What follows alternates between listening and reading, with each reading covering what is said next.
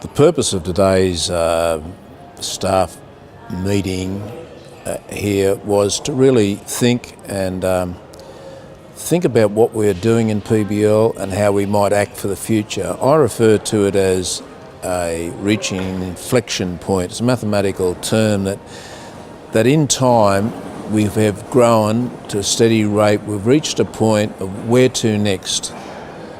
In the last 7 years, in that period, project-based learning, problem-based learning, flipped classroom pedagogies have developed at the school. Now, you reach a stage of where we are at and where we might go in the future. And so it's critical that we all reflect on the next stage. I think I have a growing appreciation for how hard our staff work, but also for the depth of knowledge that we possess as a school. It's very easy sometimes to be caught in your own little bubble, to consider what you understand and consider your learning journey without understanding how you form part of a larger organisation and how we have worked together in order to get to the point we are today.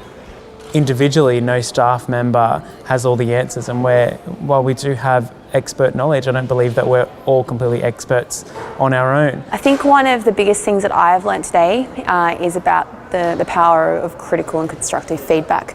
I read an article that I believed was very good, and when I actually got the feedback back from multiple people and multiple perspectives, people with lots of experience and people with the same experience as myself, I actually came to see a different side of my work that I didn't see before. And in terms of looking at where we're going with PBL, I think the two most important things that I took away was that we have to build greater elements of authenticity into the projects by involving more community stakeholders that target the learning needs of a range of students, and also looking at post-evaluation of projects so that we're not doing the same thing every year and that we continue to build better projects to improve the learning outcomes. I suppose there's two different sorts of data. There's empirical data, like we can test people, we can assess people, we can see where they're up to and how they've grown.